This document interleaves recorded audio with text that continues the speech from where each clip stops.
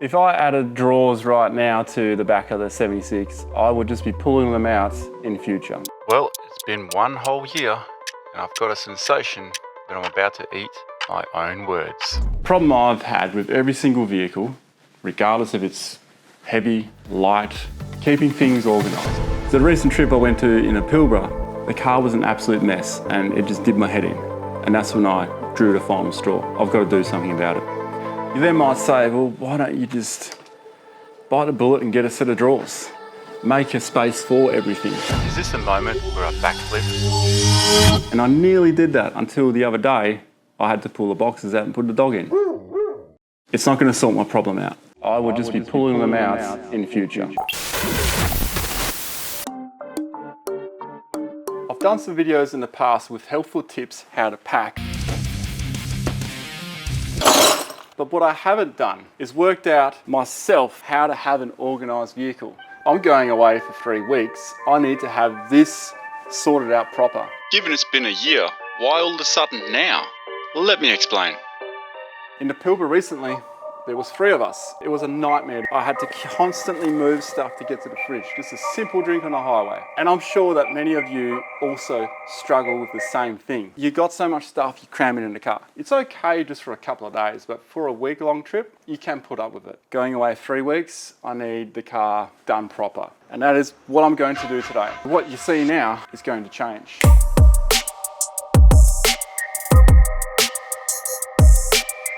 My vision has come to life.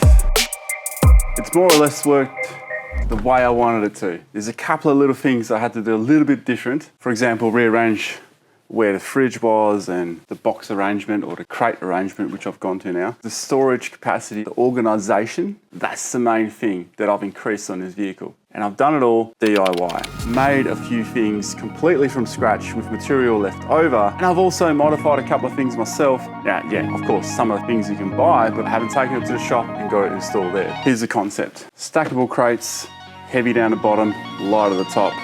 If I want to get to that one, do I have to pull them all out? No. I can get the things inside. This also means I don't have to strap all of the crates down. I can simply strap the bottom one down. But I will likely put a safety strap around it just in case, because I haven't travelled with these yet. Maybe with a bit of weight in it, a bit of off-camber driving, corrugations. Maybe these handles can come a little bit loose. Time will tell. Let's remove this part. Second stage. I can put more crates on top of this as well, providing I'm tilted forward. So right now I can fit the toolbox underneath, another crate with tools in it. But wait, there's more. The seat's coming out.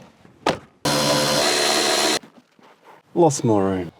I've now got even more room and a reduced weight.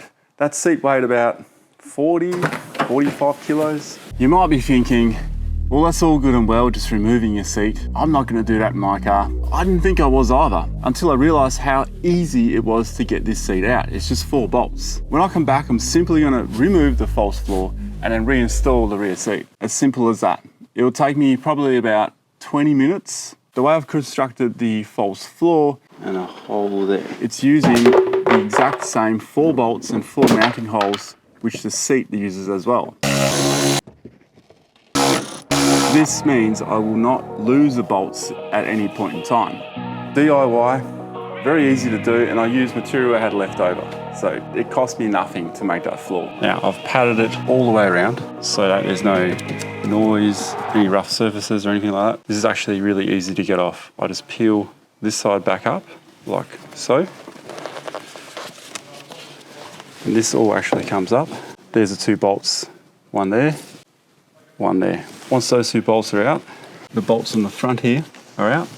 This whole section comes out and I can put the original chair back in. The carpet and the foam I used was just this stuff from Bunnings, self-adhesive on the back. Easy to use, pretty cheap, $6 a sheet or something. I didn't need that much and I had stuff left over. This is my last piece. Check out link in the shop below for this last piece. Just kidding. And the foam I used, they were even cheaper I think, also at the hardware. On this end I've done like track mount. You can move these around on. This will allow me to place a box right here. Just here at the front, I'm going to put the fire extinguisher. It's not real, Ronnie. You're looking at your car like it's all burnt. I was just thinking, like, what else could I have grabbed? Wait, hang on. My fire extinguisher. So it's nice and close to the door. The whole floor itself will come off in one piece with the fire extinguisher. And replace it with the chair. Easy as that. You also might have noticed this is strapped down. The way I've managed to do that is also another cheap DIY install. I've made up these little straps myself. This is the material I used to make those straps. Simply just some nylon tie-down strap kind of weaving rope. Yeah, I think that's what you call it.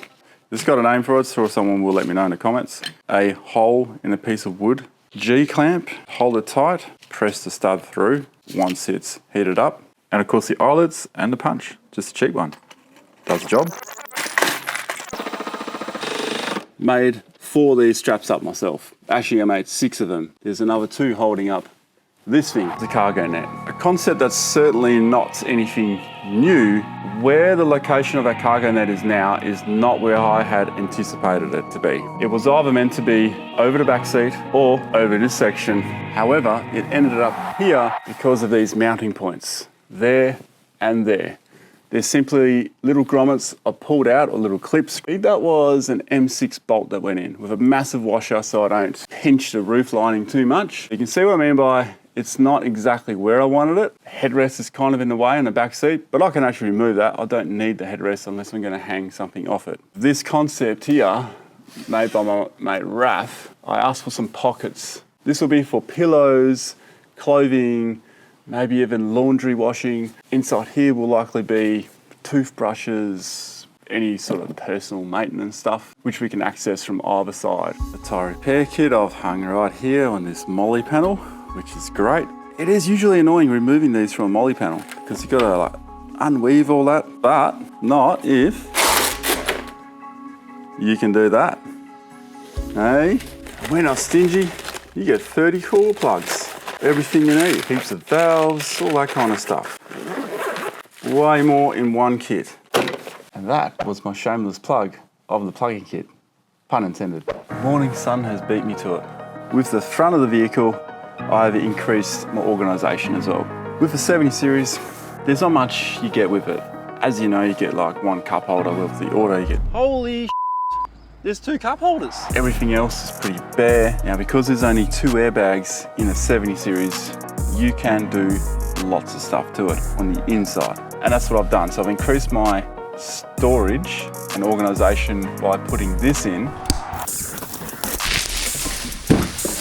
My view on roof consoles used to be they're not really worth it. I was used to those centre ones at the top. It was a place to put a radio, bonus. But that's pretty much where it stopped. You would have this flap that comes down and you could put a bit of stuff in it and that was it. One that goes across the front, it utilises way more space and your passenger can also use it for organisation. Each of these compartments are all separated. There's a wall in between each one. Sun visor position works really well. However, you've got to bend this. There's a wire inside. You just got to reshape it, which I've done to the other side. I decided to wire these lights up so they're permanent. That way the vehicle doesn't need to be on or off. And for someone who doesn't really read instructions much, I did find them easy to follow. So for anyone who's going to try and do this yourself, this is a pretty common thing I do. So I don't have to hold it myself. Allows me to do all the wiring, slowly guide it up. Instructions mention this is a 2-man job. Can confirm. It was a bit difficult doing it on my own. Also a great spot to put a radio, but I prefer to put it down here. And this brings us down to the center console. And the scariest part about doing the center console was having to rip the old one out and cut it in half. The 1980s tin shed now has early 2000 city vibes. And I think that's as good as it's going to get because after all, it is a tin shed. But I've definitely sorted one of my problems out. With the center console, although it looks way nicer, but it does do 2 things. Gives me more cup holders, gives me more space in here, a lot more space in here, an armrest, and less space between the seats where shit goes missing. The Bermuda Triangle of a 70 series is between the console and the seat. And there's two Bermuda triangles. There's a passenger side and a driver side. If it goes down there while you're off-roading or you're driving, you're not finding it until you pull over. I finally bit the bullet and put some seat covers on too, but it might be a little bit too late for one of the chairs. Anyway, never mind. You can't see it now, can you? Because the seat cover's on. Gone for canvas. I've had the exact same ones in the past, just different colors in previous vehicles too. What took the longest out of everything? Trying all the different configurations out. I honestly spent hours doing that. So what do you think of what I've done? Are there other things I could have done different? Is there something I haven't thought about? What do you reckon? And I'm about to show you what I've been hiding the entire time while filming this video. And that's the mess and the state I left the workshop in because I am mid-packing for the Canning Stock route.